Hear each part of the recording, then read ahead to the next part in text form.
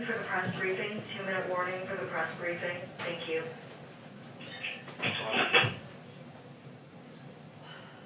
We're all counting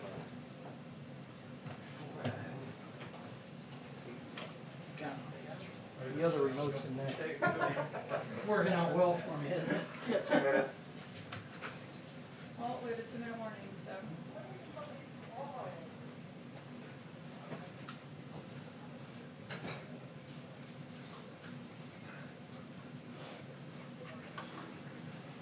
I know. 1, 2, 3, 4, 5, 6, 7, 8, 9, 10. 8 says an aye, so 1, 2, 3, 4, 5, 6, 7, 8, 9, 10. You're right, Barbara. You're sorry.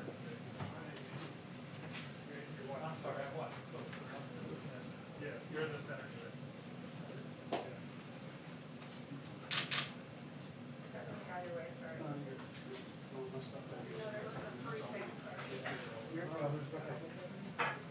There's a lot of empty desks.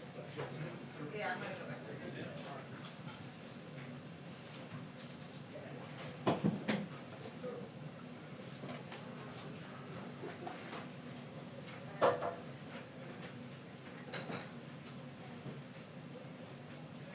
Yeah, the White House says he is one viewer who will not be turning into the current or the former president's impeachment trial that's happening. They say that's because he's too busy focusing on his own agenda here, which of course is dealing with that coronavirus relief proposal that he is still trying to make sure has all 50 Democrats on board with it in the Senate as they are drafting that legislation this week in the House, while the Senate is of course focused on former President Trump. And so the White House says he's going to be doing that. He's got a trip to the Pentagon, another to the National Institutes of Health as well that's on his schedule. And so they're going out of their way to say this is not going to be something that is taking up a lot of time of President Biden. So, of course, he has weighed in on it at times. He has declined to say how he believes former President Trump should be held to account. He did not say the other day whether or not they should take any action against him after this trial does go forward. Instead, said, leave that all to the Senate. So, of course, now here comes the briefing, and we'll talk about their day.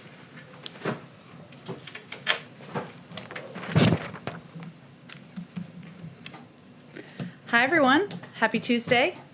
A couple of things to just update you on the top. As we've discussed previously in this room, the President and the administration are making the case directly to the country about the need to pass the rescue plan so we can finish the job and get $2,000 into the pockets of working families, so we can reopen schools safely, and so we can get economic relief to struggling Americans and communities.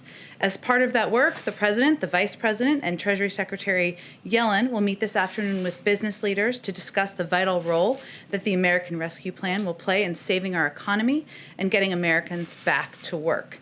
Private sector leaders understand how important it is, and we've seen calls from across the political spectrum, from leading business groups to labor and progressive lawmakers, for Congress to act quickly in getting additional economic relief out the door. These calls have been echoed by leading experts and economists who have praised the plan, including top economic advisors to the last 4 presidents, both Democrat and Republican. And analysis after analysis has shown that the economic cost of inaction would be incredibly painful for the American people, something we saw last Friday with the latest month of weak job numbers. But they also know that we have a way to help workers and get our economy back by passing the rescue plan. So a couple of pieces of economic data you all may have seen. A CBO projection last week found that it would take the economy 4 years to bounce back and return to full employment without the rescue plan. Studies by the Brookings Institution and Moody's Analytics found that the economy could recover from the pandemic and return to full employment by the beginning of next year if the rescue plan is enacted.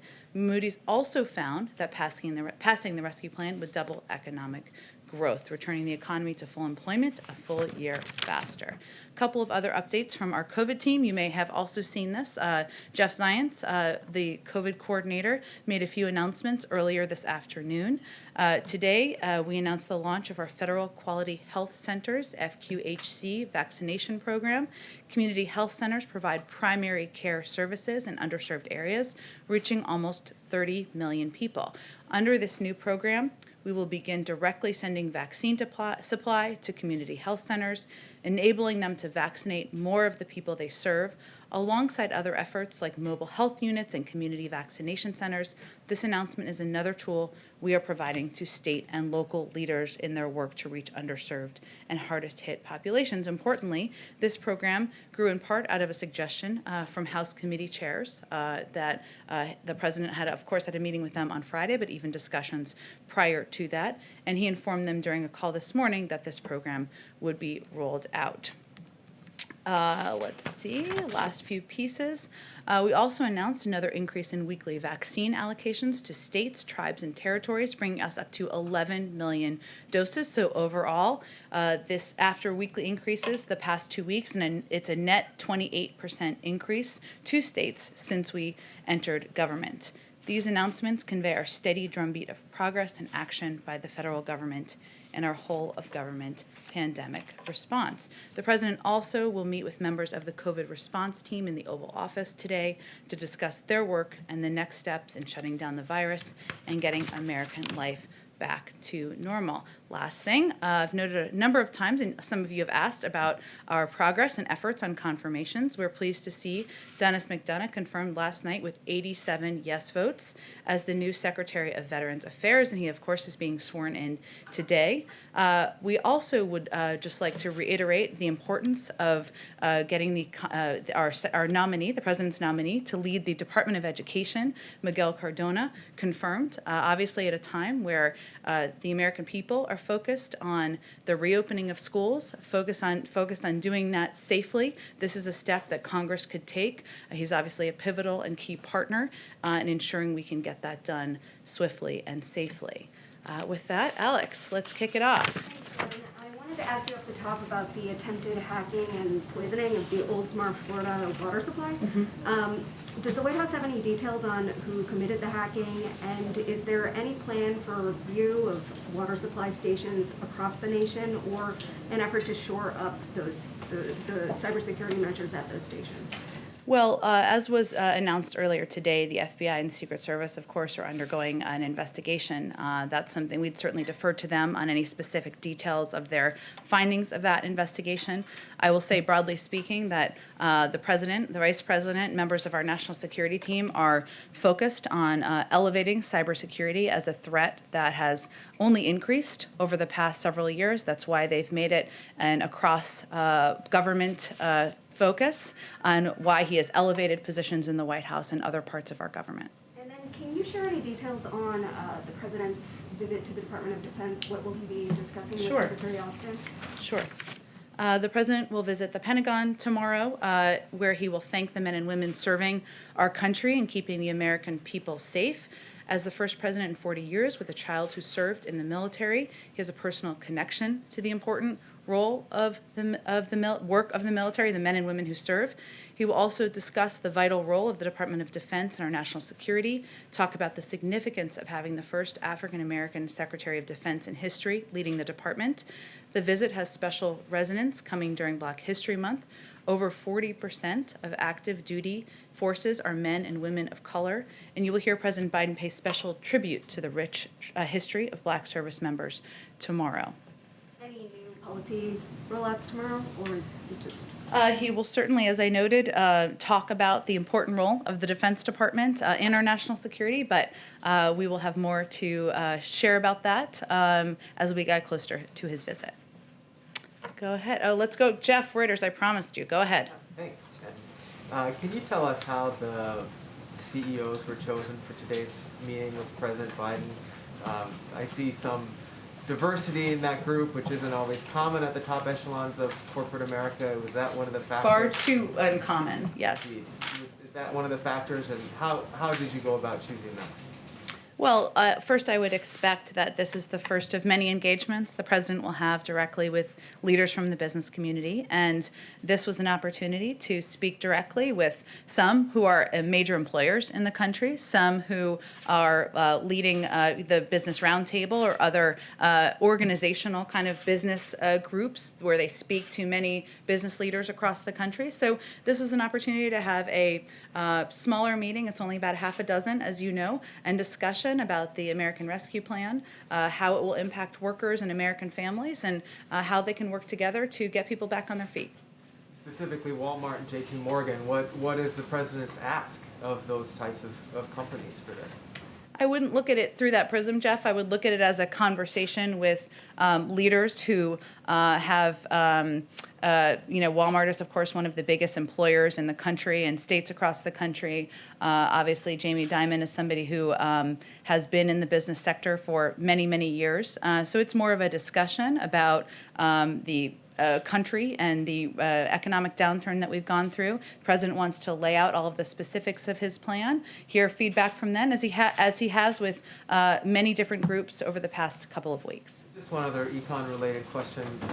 Did the White House ask OMB Director nominee Neera Tanden to apologize to Republicans in her testimony this morning? And how confident are you about that nomination now?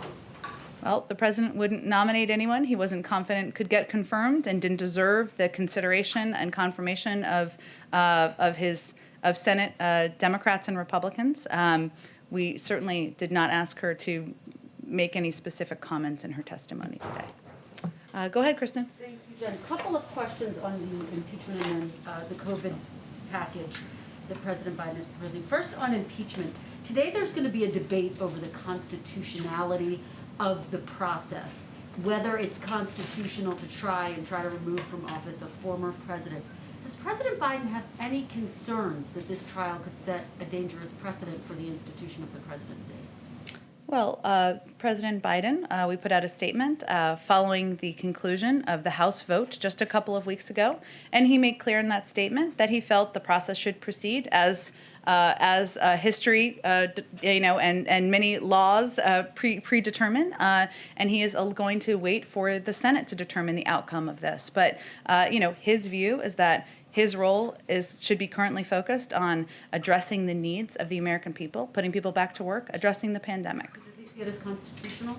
I don't think that's for me or us to opine on. Obviously, he said that the process should proceed, and it's doing exactly that. And let me ask you, as millions of people tune in to watch this trial, presumably throughout the week, they're going to see the former president's lawyers argue, based on the briefs that they have filed, that some Democrats have used incendiary rhetoric. They are going to point to Representative Maxine Waters, for example, who in 2018 called on supporters at a rally to confront and at one point harassed Trump officials over their support of the child separation policy, the zero tolerance policy. That's something that Cedric Richmond said she had a constitutional right to express those views. So how does the White House view that as any different? Look, Joe Biden is the president. He's not a pundit. He's not going to opine on the back and forth arguments, nor is he watching them that are taking place in the Senate. Okay, let me ask you about the COVID relief package. Yesterday, the Ways and Means Committee Democrats proposed limiting the $1,400 direct payments to those making $75,000 or less. Is that something that President Biden supports, and does he have any concerns that progressives might not be on board with that? Well, the president has conveyed from the beginning of this discussion that he's open to having a discussion about the thresholds.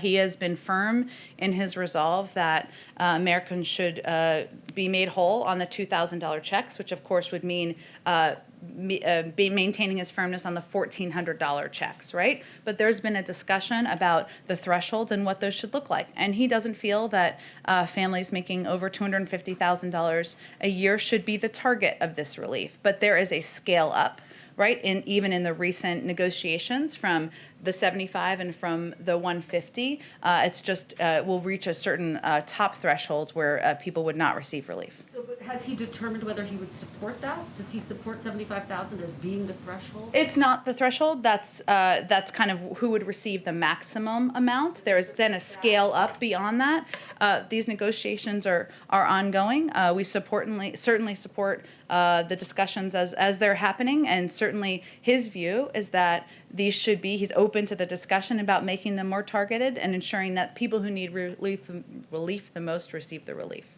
Go ahead. I had a couple, but I wanted to follow up on something Jeff asked, which is Jamie Dimon is among those participants, and there's been complaints both that big banks like JP Morgan have made it difficult for small businesses, minority businesses to access PPP loans, and lots of data that shows recently big banks have been scaling back consumer lending and instead buying government securities. And so I know that this is kind of a cheerleading event for the president's legislative package, but is he going to raise either of those issues with Jamie Dimon when he has the opportunity?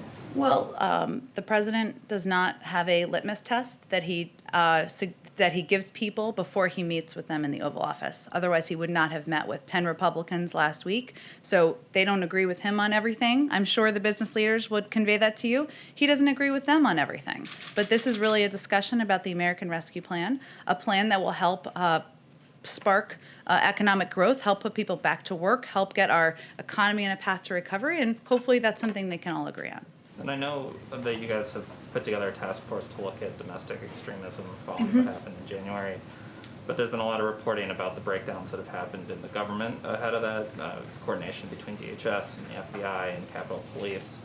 So I'm wondering, especially as there's chatter indicating that there might be further sort of demonstrations surrounding the election, what, if anything, the administration is doing to Surrounding which election? Sorry, I'm just trying to follow you. The past one. The past one. Yes. Okay. There's been online chatter that there's going to be another demonstration in March here in Washington.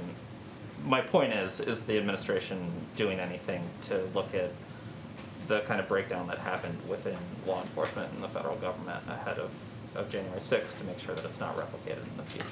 Well, I think one of the steps we took was the president named a head of Homeland Security in the White House, a role that did not exist in the prior administration, who can serve in a coordinating role to ensure that we are in touch with state and local authorities and officials, something that wasn't happening at a pace and with a level of coordination that should have happened in the last administration.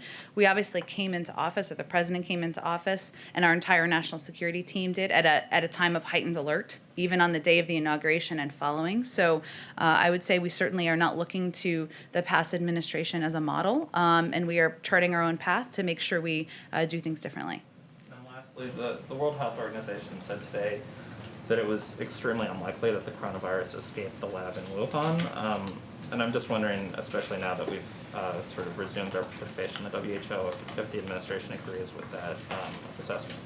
Yeah, we have obviously seen those reports, as I mean the public reporting on it. We're looking forward to receiving the report and the data from the WHO investigation. We haven't looked at the data specifically ourselves, so we'd like to do that. We've expressed our concerns regarding the need for full transparency and access from China and the WHO to all information regarding the earliest days of the pandemic, but we weren't involved directly in the implementation of this investigation, and again, we'll just look forward to reviewing the findings in detail. Go ahead. Oh, we'll come back to you, Caitlin. I'm sorry. Go ahead. Two questions on schools. You opened up talking about reopening schools as being a priority for the administration.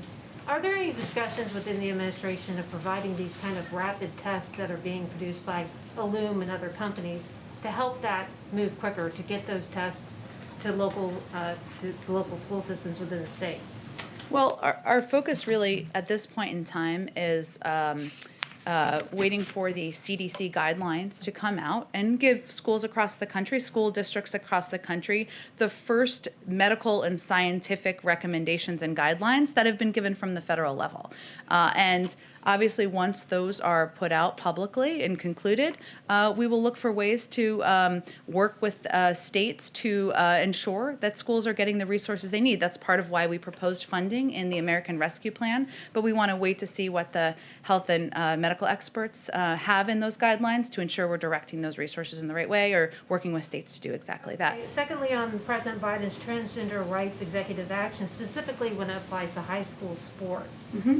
What message would the White House have for trans girls and cis girls who may end up competing against each other and sparking some lawsuits and some concern among parents? So does the administration have guidance for schools on dealing with disputes arising over trans girls competing against and with cis girls? I'm not sure what your question is. The president's executive order has... I'm familiar with the order, but what was your question about it? My question is, does the president have a message for local school officials on dealing with these kind of disputes that are already starting to arise between, trans girls who are competing and cis girls in a level playing field, particularly in high school sports when it leads to college scholarships. Is there any kind of messaging or clarification that the White House wants to give on the executive order? I would just say that the president's belief is that trans rights are human rights, and that's why he signed that executive order. And in terms of the determinations by universities and colleges, I would certainly defer to them. Go ahead. Oh, sorry, Caitlin, go ahead. Go ahead, and then we go to the back. Go ahead. It's okay, I don't mind when you call me. I have 3 quick questions. One, on what Democrats have put forward with these stimulus checks, it's not changing the income cap. So instead of limiting it from the $75,000 to get the full $1,400, that's staying where it is. President Biden had said he was open to targeting that. So did he sign off on what the Democrats have now put forward? You mean where the cap stops, or where the threshold stops at the top? The cap stops for the full $1,400. Right now it's $75,000 as opposed to $50,000 or what others like Joe Manchin had proposed. So did he sign off on the latest proposal from them yesterday? Well, his proposal was originally 75, right, and 150. And he's open to targeting, which it still will be targeted, because it's about the question of what the threshold goes up to, right? Because prior, in earlier proposals, it had a higher threshold where it went up to a higher income level for families where they would get some version of a check, not the $1,400, right, but a smaller version. So he's fine with not bringing down that cap at the $75,000 to a $50,000 like others. He supports that. Where the status of the negotiations is at this point, yes, of the $75,000. Okay, my second question is, we had the acting attorney general ask all of the Trump-appointed U.S. attorneys to resign from their post, with the exception of 2, the one overseeing the beginnings of the Russia probe and the one overseeing Hunter Biden's tax probe. Can you comment on that? As you know, this has been commonplace among previous administrations, and we look forward to working with the Senate to swiftly fill these openings in the coming weeks. The president has also made clear that he wants to restore the independence of the Department of Justice and to ensure it remains free of any undue political influence. That will be helped when our Attorney General is, of course, confirmed. But the decision to leave 2 U.S. attorneys in their roles is a reflection of that commitment. Okay, so he had no conversations with the acting attorney general about the 2 who remained in their post? In what way? You mean who would leave? President Biden didn't have any did he have any conversations with the acting attorney general about leaving the U.S. attorney in Delaware and Connecticut in their post? These were decisions that were made in order to fulfill his promise of maintaining independence and ensuring that he sent that message in every action that was taken. Okay, and my last question, I know you said the president is not a pundit. I think we all agree with that, understand that, but he is the first president to be in office and have a former president, his predecessor, go and face an impeachment trial just on the street. So how can he not weigh in on whether or not it's constitutional, given he is the current office holder, and the questions of what precedent this sets and whether or not he agrees that it's constitutional? Well, again, this is obviously a big story in the country. No one's denying that here, and there's certainly going to be a lot of attention and focus on it. But our focus and the president's focus is on putting people back to work, getting the pandemic under control, and that means we're not going to weigh in on every question about the impeachment trial, and we don't feel it's necessary or our role to do that. Go ahead. Couple topics, I'll get through them quick. The CBO is projecting that raising the federal minimum wage to $15 an hour would lift 900,000 people out of poverty, but it would cost 1.4 million jobs. That is a difference of 500,000 people. What happens to them? I would also say that in the CBO findings, I should say, that they've also concluded that 27 million American workers millions of low-wage workers, I should say, 27 million American workers would be able to would help get them out of poverty.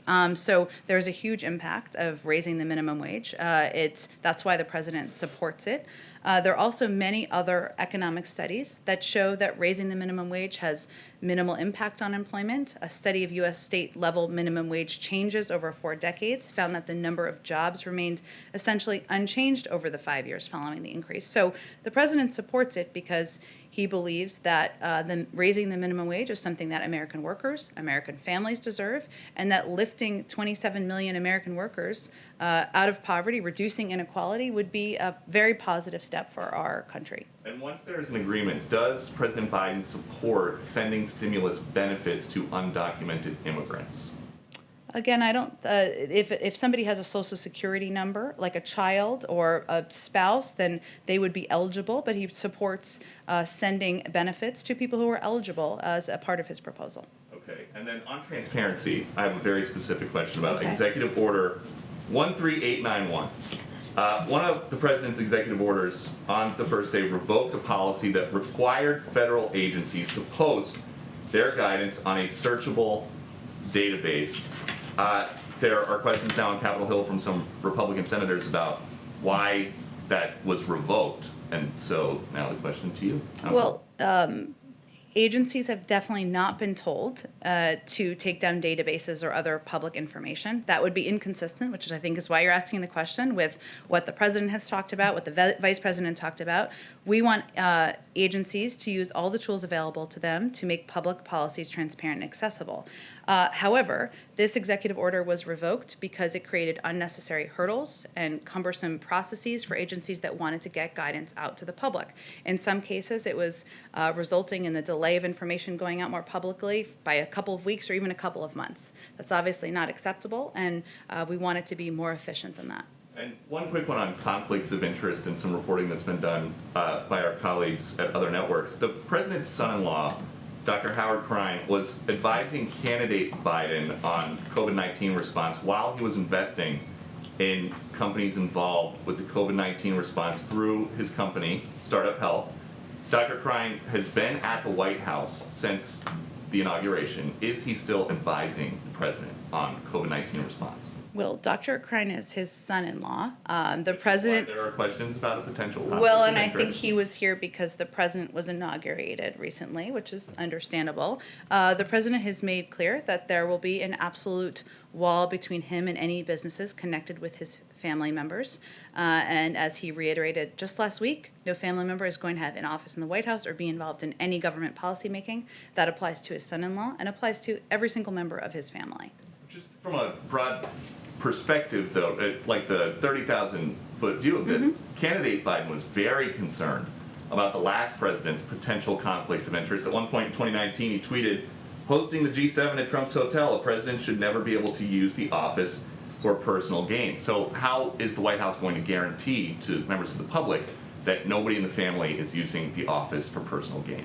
We've put in place stringent policies in order to ensure that it is not being used for personal gain. There's not a single member of the family who is employed at the White House, will have an office in the White House, or will benefit financially. And those are strict ethics requirements that have been put in place and the president has approved.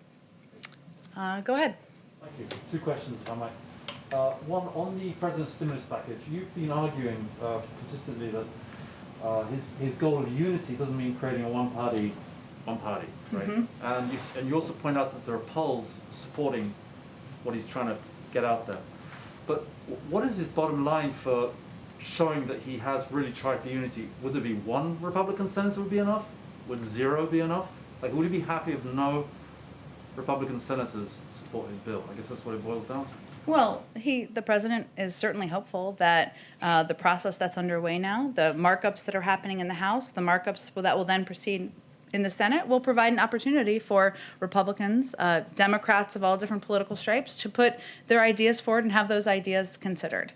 At the end of the day, his view is that urgency is his first priority here, and that the American people, people who are concerned about getting food on the table, 1 in 7 American families, people who are worried about reopening schools and getting their kids back in the classroom, people worried about whether their grandmother and their cousin are going to get vaccines, that's where his priority is. So the question really is, if 74%, depending on the poll, of Americans, including the majority of Republicans in some polls, support this proposal, support the components of this proposal, then why aren't more Republicans supporting it? We certainly hope they will, and welcome them to the table. Go ahead in the back. I did have one other small Sure. one, if you don't mind. This is literally a housekeeping question. Okay. People keep saying Literally housekeeping. housekeeping, Yeah, this is okay. actually housekeeping. Okay. You're probably going to say it's I'm very interested to hear what this is, but go You're probably ahead. going to say it's the airplane question of today, but I certainly am not. I've learned my lesson on that it's one. not the airplane, I promise you, but it's close to the ground. President Trump, former President Trump, he broke tradition by not having his predecessor have a portrait hanged up here. That, as far as I understand, that was something that was considered totally the normal thing to do. Will President Biden be inviting his predecessor to hang up a portrait somewhere? And will he get the Obamas back in to finally get their ceremony? I have no portrait revealings or portrait plans or portrait events to preview for you, but I have not been given any indication that we would break with tradition in that regard. Go ahead. Thank you, ma'am. This is distinctly not an impeachment question, but... Okay. It can be an impeachment question. You can ask whatever you want. Go ahead. Thank you. Does the president believe that former President Trump engaged in insurrection as described in Section 3 of the 14th Amendment? The president has put out multiple statements conveying that what the president did and his words and his actions were, and of course the events of January 6th, were a threat to our democracy. But he ran against him because he was concerned that former President Trump was unfit for office, in part because of his past history of invoking violence around the country. So President Trump is not here because, former President Trump is not here because President Biden defeated him. More of the American people voted for him. And now his focus is on delivering on his promises to the American people. On an unrelated note, where does the president stand on an effort in California to recall Gavin Newsom? I have not spoken with the president about the recall, I should say, or the efforts to recall former Governor Newsom. Obviously, he is somebody who he has been engaged with in the past. They have a range of issues they have common agreement on, from the need to address climate change, to put people back to work, to address the COVID crisis. We remain closely engaged with him in his office. Go ahead. Thank you, ma'am. I've got a quick personnel question and then two follow-ups. About a year ago in March, President Biden said that Beto O'Rourke would be helping him when it came to his push for gun control. Does Mr. O'Rourke have any official role here at the White House, or has the president discussed anyone with him? He doesn't have any official role. Obviously, the president spoke that back then during the campaign, and I know still has admiration for the role that Beto O'Rourke played in elevating the issue of gun violence and the need for gun safety measures, but I don't have any personnel announcements to make. And then you talked about hopes for transparency from China, and you talked about the need to get that data from the World Health Organization. Earlier in the pandemic, April and May, there was a lot of criticism that the World Health Organization was praising China for its transparency at a moment when China certainly wasn't. Are there any type of reforms now that the United States has rejoined that President Biden would like to see from the World Health Organization? Well, one of the reasons, of course, that we want to take a look at the data ourselves is because we were not involved in the planning and implementation of the investigation. We also feel, of course, we rejoined the World Health Organization, but that it's imperative that we have our own team of experts on the ground in our embassy in Beijing and otherwise to make sure we have eyes and ears on the ground. But I don't have any more reforms or anything to announce for you at this point in time. And then back to the CBO report that Peter was asking a second ago. Yep. Is there a specific plan for anyone who would lose their job if the minimum wage is increased, or is it just a hope that CBO is wrong about those numbers? Well, remember that the plan, the American Rescue Plan, why there was a score of any component of it, would put millions of people to work. And that is also something that outside economists and many studies have shown. And so our whole objective here is to make sure, make sure we are getting people the assistance they need, make sure we are putting vaccines in the arms of Americans, and make sure we are, reopening schools. And let me just remedy something I just said. The president is going to roll out a Build Back Better agenda, a jobs package, in the coming weeks. Part of his objective is combined with this package to make sure we are not only addressing the pandemic, but we are also reinvigorating the economy. So his goal with all of these plans is to work with Congress to put people back to work. And the minimum wage, increasing the minimum wage, is a way to ensure that workers are pulled out of poverty, that millions of workers who are doing honest work and making an honest living are not living on the poverty line. He thinks that's right, and that's something that should happen. But he has had no shortage of proposals to put people back to work, and part of the reason this was scored is because he's starting to put proposals forward. Go ahead, Hans. Just two questions. One, the first one, a pool question from a colleague in Canada. And that is that Canada's announced that it will require COVID negative tests for anyone crossing the land border into the United States. Does the U.S. plan to reciprocate? I don't have any additional travel restrictions to read out for you. Obviously, our COVID team and our health and medical experts make recommendations based on what is necessary to keep people safe, and they've put in place some travel restrictions, but I don't have anything to preview for you or predict on the Canada land crossing front. Okay, and then you mentioned the sort of goal of opening up schools swiftly and safely. Could you help us understand what the White House is, or what the president's definition of open schools is? Does it mean teachers in classroom teaching students in classroom, or does it just mean kids in classroom with a remote screen? Help us understand. Sure. His goal that he set is to have the majority of schools, so more than 50%, open by day 100 of his presidency. And that means some teaching in classrooms. So at least one day a week. Hopefully it's more. And obviously it is as much as is safe in each school and local district. When you say some teaching, you didn't use the same majority qualifier there. You just have to have some teaching in school, some teachers in school, not the majority of teachers in school and the majority of classrooms. Well, teaching at least one day a week in the majority of schools by day 100. Okay, and that's in-person teaching? In-person teaching, yes. Okay, thank you. Sure. Go ahead. Oh, go ahead. Thank you. Another CDO question. The report that came out yesterday said that the first 4 months of fiscal year 2021, the federal deficit rose 90% to $738 billion.